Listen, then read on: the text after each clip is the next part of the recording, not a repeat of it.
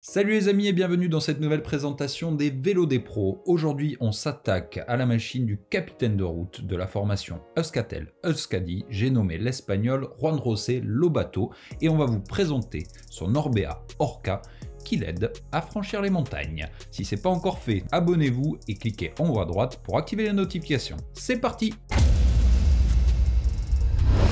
Si on vous a récemment présenté le concept Orbea de cadre rigide destiné plutôt au plat, place donc à cet Orbea Orca M10 qui quant à lui est destiné à la montagne.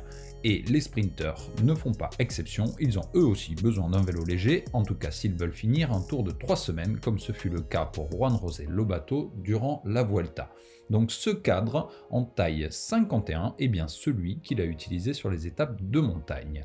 Il est équipé entièrement d'un groupe Shimano Dura-Ace Di2 avec frein à disque, et oui, même en montagne, ça peut servir. 160 mm à l'avant, 140 à l'arrière, un classique. Une exception tout de même avec ce pédalier FSA K-Force qui présente des manivelles en 172,5 mm pour un double plateau en 53-39.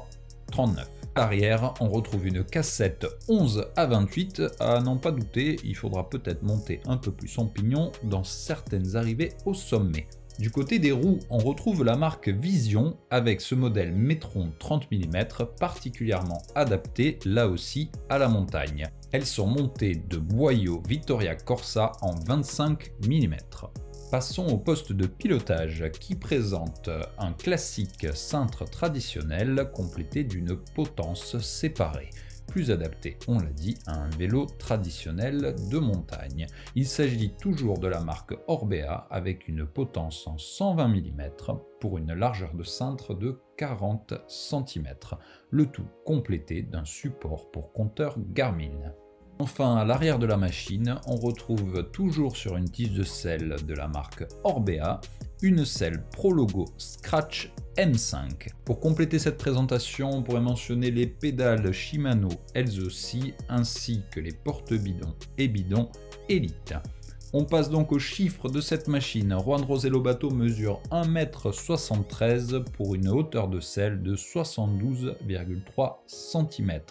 La distance bec de selle au cintre est quant à elle de 56 cm. Pour un poids, évidemment, c'est ce qui vous intéresse, de 6 kg, 810 g, pile poil donc les normes UCI, pourtant avec des freins à disque. Dites-nous en commentaire comme d'habitude ce que vous pensez de cette machine. Quant à moi, je trouve qu'elle est à la fois élégante et sobre et j'aime particulièrement ce pédalier FSA. A bientôt pour plus de contenu sur JCL en français. Salut!